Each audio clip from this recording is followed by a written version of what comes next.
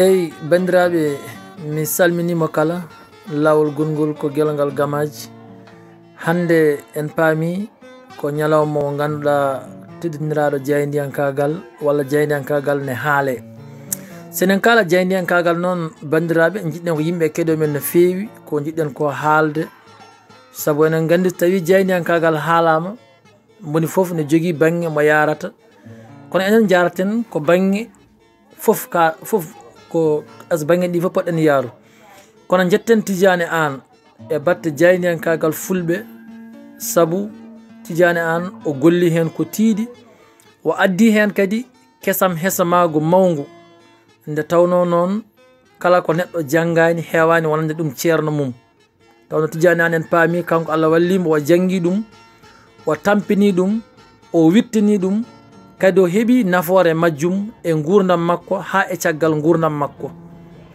Hayso woni hande o maayi, o wirnima, kono hande o woppi coppoƴƴi ɗi ganduɗa ko fewti e jeydiyankoɓe hewɓe wittoɓe e windoɓe.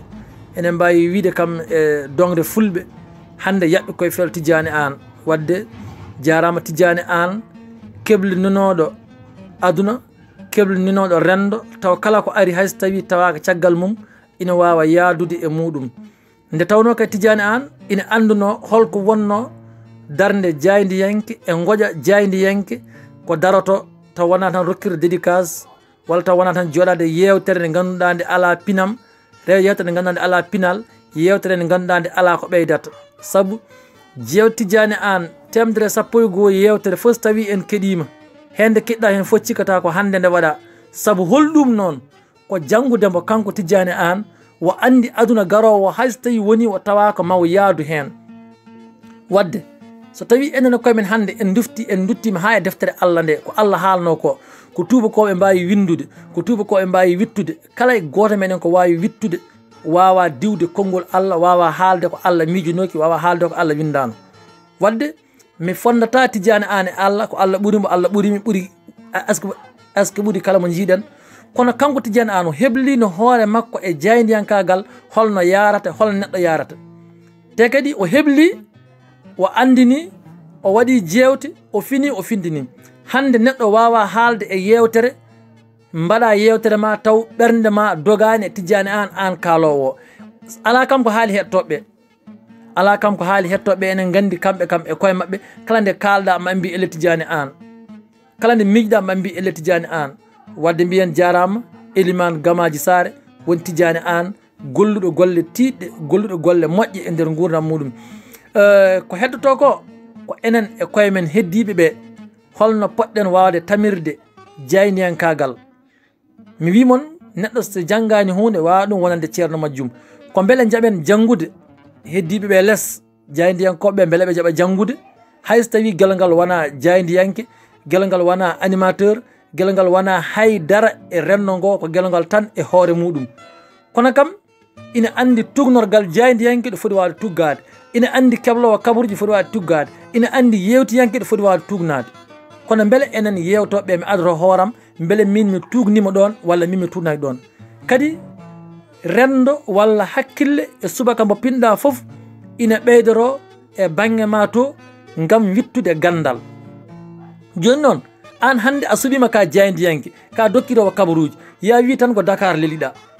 A suɓima an hande ka jeydiyanke, gonɗa ko radio, subaka mo pinɗa foof mbatta ko toɓɓe ɗe mbatta ɗe, ɗen toɓɓe natti haalede. A jaɓani wittoyde, a jaɓani yaade Fouta, a jaɓani yaade ɗo ɓuuri wulde est ce que ɓuuri woɗɗude e nder renno ngo, bitta gadana leñol ngol. Sa yewdi e neɗɗo o ganda ko poɗɗa namnademo, ganda ko poɗɗa haalde. Saabu so tawi en ƴeewimi heeɗima heccengue yewtere wotere Oumar Doro Kumen nde waddi Aliou Dembourou wi jeydiyankoɓe jolfuɓeɓe kamɓe ɓuuri men wawde haalde, walla kam Oumar wiimo ala, enen kaala, kono mataw kalden ko yettaki ɗo. Sen joguima radio ji en bittani en jahata hay nokku, sen joguima jewte en bittani en jahata hay nokku, sen joguima téléji en janggani en mbawa programme en jahata hay nokku. Wadde noon fok jaɓen janggude, fok jaɓen wittude, aduna nana ara ko aduna karallagal, ko aduna pinal. Kono jeydiyanke yo wi tan ko Dakar haɗata, fina faya radio, ina yewde e yimɓe, so ɓooyi matta haalde ko kecce, yimɓe natta heɗadema, eggina poste uji mumen, ƴeewoya ko ganduɗa ko naftoto e nder leñol. Saabu hande enen nana français enen nana wolof enen nana fof ko haalate ko wadde noon so tawi ko pular ɓolo kaalateɗo pular o ko haala ko tan ko jalni ko so belɗo dokkama jiɗirɗa min gueɗal ngal de mi wiyatama mi heeɗomi kono mi hetta koma ƴewtumi ganduɗa koko nafatami ko gandami ɗo aduna ɗo yarata ɗo mi yaada e on aduna wadde jeydiyankoɓe yoɓe mbaɗ fodde mabɓe ha timma leñol ngol hayso ruttani ɓe fodde mabɓe ma Allah ruttuɓe fodde mabɓe ɓaade ɓe ciwima wiide kamɓe koɓe jeydiyankoɓe yoɓe daro ɓe kabra ɓe tindina ɓe gandina ɓe jangga ɓe jardina e jamanu ɓe ƴeewa kala ko aduna o namni tawa kamɓe ɗa aɓe mbawa yadude henen kono suwa belɗomo dokkama jiɗanɗa gonɗo e jewte men ɗe goppen mo ha laaɓa ceer hande ko aduna karallagal e aduna pinal so tawi tan noon wiya hippa e ordinateur ma ya andu ko keewi e leydi ndi ma won ko ganduɗa de kono ma won ka anda ma won ko jiiɗa de kono ma won ka yiyani so tawi a rewi ceerno gogol ko yimɓe bittoyde gadda mbaɗa henen ɗum noon annene yo wad saaha nde jippiɗa jaaɗa e terrain o mbaɗa jillu ganda holko terrain o yiɗi ganda holko terrain o añi ganda holko terrain o sali ko nde pinda fof tan ya dawan radio a yahani Fouta a yahani Ɓundu a yahani hay nokku salminima no juurima bandiraɓe tedduɓe yurmidal won Tidiani an ko guelgal Gamaji